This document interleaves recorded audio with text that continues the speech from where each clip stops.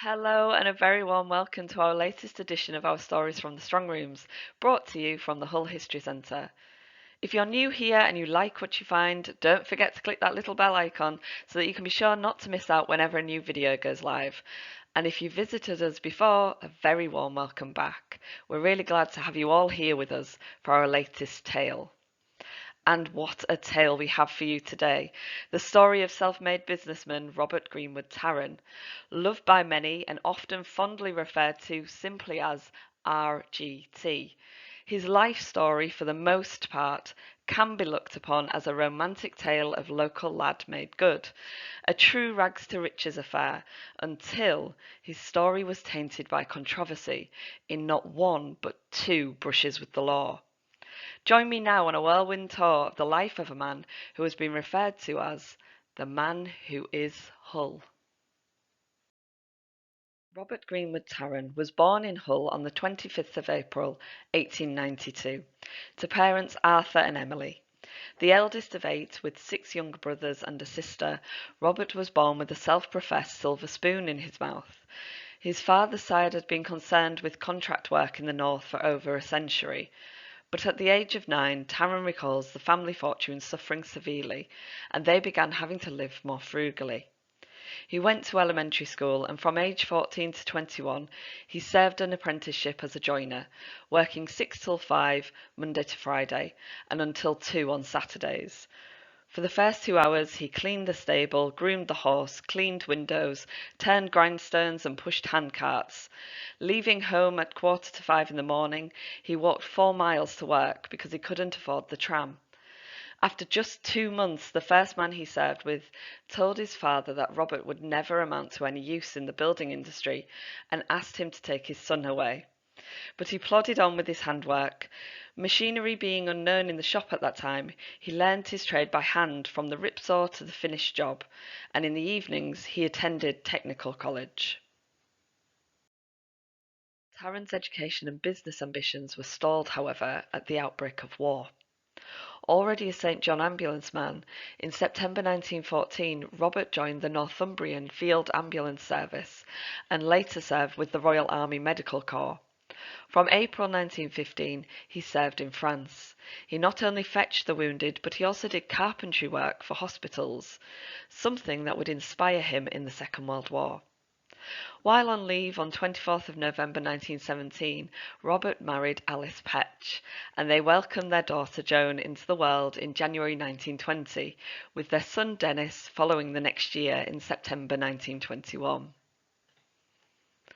After serving in France for 4.5 years, Robert vowed to begin his own business with no capital whatsoever.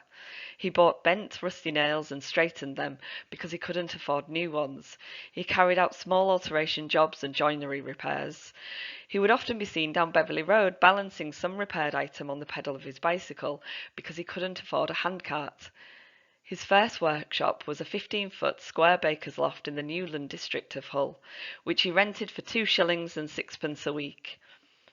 After just 6 weeks, the baker wanted extra room, so Robert moved to premises 400 yards away for 6 shillings a week.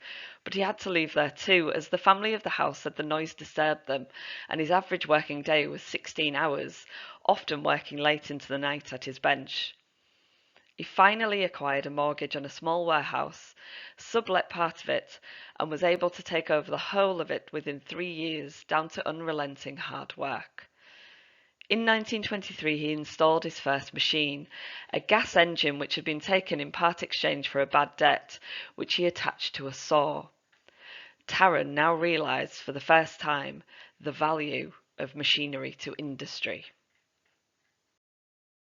By this point, Tarran had built a strong foundation for his business, and it was going from strength to strength, acquiring more contracts and increasing profits. However, in 1932, Tarran experienced his first brush with the law. A public inquiry that took place in Hull accused Councillor Digby Willoughby and Alderman Francis Finn of conspiring to make profits from land sales. The Thorpe Inquiry established that Digby Willoughby, the chairman of the Hull Corporation Housing and Town Planning Committee, used his insider knowledge of the land the corporation wanted to buy, approached the owners of the land, and offered to find a buyer for a 4% commission. As it so happened, the Public Ministry of Health Inquiry was attended by Winifred Holtby and inspired the creation of two of her characters in South Riding, Alderman Snaith and Councillor Huggins, who conspire to make sure the construction of a new housing development will result in their personal financial gain. But where does Robert Tarran fit into all this?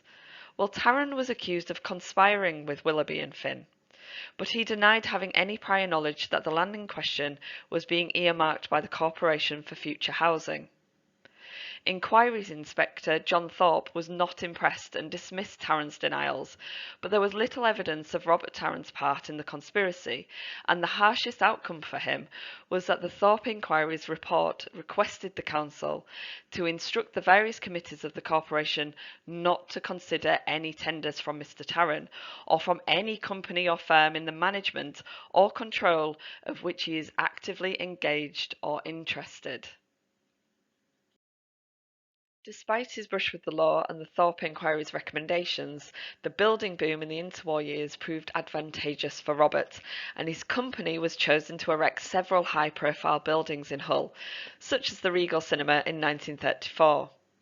An 8-foot high building with steel construction, it was planned to take just 22 weeks to build in the newly constructed Ferronsway, but it was completed 6 weeks ahead of schedule. Cinema construction being on such a large scale could pose danger to the workforce. As encouragement for a safety-first approach, Tarran offered every worker on the job a specially inscribed packet of cigarettes. Each week, no accident occurred. And it seems to have helped, as it was only on 2 of the weeks that very slight accidents happened. Tarran was also chosen to oversee the buildings of Shelmex House, also on Ferronsway, which was later used in 1939 as home to the Air Raid Precautions Department, where he took up his role as Chief Air Raid Warden. He built various other premises, including several churches and schools, 4 more cinemas, various factory offices, and the Victoria Pier floating pontoon. Robert Tarran, it's safe to say, was a pioneer of new methods of production, and his buildings were erected with amazing speed. Simply put, Robert Tarran was helping to change the face of the city. He founded the Guild of Building in Hull, and as a gift to the city, in 1935 moved the Wilberforce statue from its site on Monument Bridge, where it was felt it was becoming an obstacle and hazard to the increasing amount of traffic to Queen's Gardens. As you can imagine, this was no ordinary construction project. Originally, the monument had taken 16 months to build. Tarran, on the other hand, set himself the task of completing the job within just 3 months. The monument was carefully dismantled and rebuilt. 600 tons of stonework were moved in the process, with less than 2% of the original structure requiring repair. And he also added a door to the monument's base, allowing access to the hollow interior of the main platform for the first time. Many had believed it an impossible task, and his success resulted in a surge of his popularity. In 1935, his factory on Ryde Avenue off Clough Road was built, and the following year Tarran Industries became a limited public company. It might be thought that someone so dedicated to building up his business empire would have had very little time to devote to other activities, yet Robert Tarran's interests were wide, and his energy in their pursuit was great. During this time, he was a member of Hull City Council. He was also enthusiastically connected with several charitable institutions, and he was president and vice president of many local societies. For example, he was vice president of the Hull branch of the British Legion, deputy warden of St John's Church, Newland, and a member of the Humber Lodge for Freemasons. He encouraged proper training in the industry and building trade classes at the Technical College, where he too had sought education, by giving prizes to successful students. He was also involved in numerous organisations which endeavoured to place building and civil engineering industries on a better footing, which included being president of the Hull Builders Association, member of the Institute of Building, and president of the Hull Association of Engineers. His personal motto was that it matters little about the other things in life if we can serve others. And this is really signified when he provided a home in a large house that he owned, overlooking Pearson Park, to several child refugees evacuated from Spain during the country's bloody civil war. And in doing so, he became something of a hero to them. A thoroughly charismatic man, and his services being such, he was well liked, and locally was affectionately known simply by his initials. At the outbreak of the Second World War, as a contractor, Robert obtained contracts worth millions, including a £3 million contract for anti-invasion defences. But his influence and service went far beyond his business activities. He was forward-thinking, and in the early stages of the Second World War, Tarran realised that just as he had been asked during World War I to help hospitals where he was stationed in France with his joinery skills, the expertise of the skilled engineers and craftsmen working for his firm would prove invaluable in supporting the war effort. He encouraged his workers to join up and stay together, and they became the 694th Company, known as Tarran's Artisan Works. The recruiting appeal began on January 15th, the farewell dinner was less than a month later on February 12th, and 2 days after that they were whisked off to France to begin their 4-week training, after which they were given the first task of working on the construction of aerodromes. Back here in Hull, Robert Tarran was leading the construction and erection of thousands of air raid shelters that would help save countless lives during the relentless bombing of the city. An elected member of Hull City Council, he also served as the Sheriff of Hull from 1940 to 41 and was appointed Hull's Chief Air Raid Warden, supervising a service of nearly 4,000 volunteer wardens, and his organisational skills were on point. As Chief Warden, Robert became aware that there were people who had no one to turn to after their homes had been bombed. As a result, he requisitioned 21 houses and furnished them with essentials such as furniture, coal, cleaning materials, and tea and sugar, so that families who had nowhere else to turn to could find refuge in what became known as a warden's furnished house. The Hull Blitz of May 1941 saw him at the forefront of the battle to tackle fires and help maintain morale amongst residents. Tarran certainly didn't shy away from mucking in to get the job done, and this can be best seen in his response to tackling the problem of trekking. Trekkers was the name given to individuals who walked or trekked out of the city at night. It was believed that trekkers left the city to avoid the bombing. After the raids of July 1941, the number of trekkers increased so greatly that the council had to do something about it. Tarran took it upon himself to don a disguise and join the trekkers to discover where they were going and why, and he spent the night in a pigsty overrun by rats. He discovered people left the city at night, not so much to avoid bombs, but to try and get a good night's sleep. Tarran's report led to the better organisation of trekking, and points were set up where trekkers were checked by the wardens and taken in buses to shelters on the outskirts of the city. And just 2 months after this nighttime outing, he welcomed King George VI and Queen Elizabeth to the city, where his popularity was described as considerable. And when the Prime Minister Winston Churchill visited in the darkest days of the city's history, the Prime Minister and Robert Tarran discussed on level terms the trials of Hull's citizens. If his name was well known in Hull, it became nationally recognised toward the end of the war, when Tarran became associated with the government's temporary housing programme.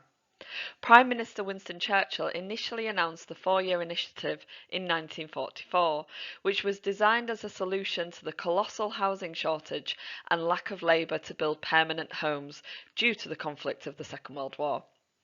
A pioneer of pre-war non-conventional houses with a track record in adopting new manufacturing techniques and delivering buildings at speed, Robert Tarran became a key figure in these discussions, and his company an obvious choice to be one of the 11 firms selected to deliver these new factory homes. The prefab design was a triumph of space planning, and for most would have seemed like a luxury compared with the bomb damage sustained during the war, as well as the poor housing conditions still in existence at that time. Tarran's was the most prevalent design in the city of Hull, totalling 1,314 examples, and was manufactured here in the city by Tarran Industries Limited.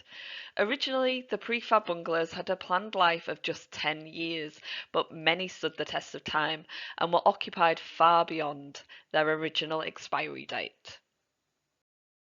The financial juggling involved in Tarran's ambitious schemes during the Second World War proved complicated. His business overreached itself, and his empire began to crumble. Robert Tarran's darkest hour came in December 1947, when he was accused of publishing a false balance sheet to conceal his losses.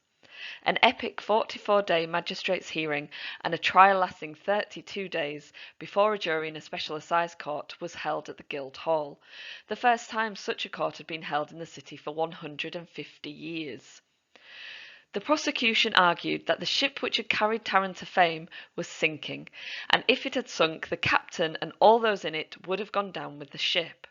He submitted that the jury must recognise that the way Robert sought to avoid the wreck was to tide it over until good fortune of some kind would put the company right. Robert Tarran was found guilty of 2 charges and sentenced to 9 months' imprisonment. He left the dock grey-faced and broken-hearted. Protesting his innocence and fighting to remove the slur on his name, Robert appealed. The appeal court found that the jury had convicted despite the judge having summed up almost entirely in Tarran's favour. And the appeal judge asked how could Tarran have been convicted when the person who had prepared the figures had not? In April 1948, Tarran's conviction and sentence were quashed as being against the weight of evidence. On his return to Hull afterwards, he stepped from the train and was greeted by a crowd of 200 well-wishers, and he was carried shoulder-high to a platform seat while they sang for He's a Jolly Good Fellow. Tarran told the crowd, I could not have sustained myself without knowing I had the loyalty and devotion of the rank and file of the people of Hull. The most sickening time of my life has been made the most gladdening by that loyalty and devotion. On his release, his business having been taken over by Myton Limited, Tarran turned to a company he founded in Scotland, and for 4 days a week he went to Perth and Gateshead to supervise it, returning on weekends to the house he had built for himself in the 1920s on Beverley High Road. Robert Tarran still resided there when he died on 20th of September 1955, at the age of 63.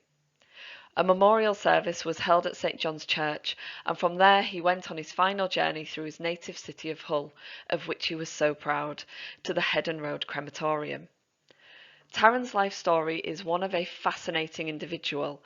Charismatic and ambitious through and through, he was also committed to the well-being of his fellow man. An entire talk could have been dedicated to his relentless work efforts during the Second World War alone. This whirlwind tour through the life of Hull's most dynamic and colourful citizen is far too brief to do Tarran justice and to paint the complexity of his character.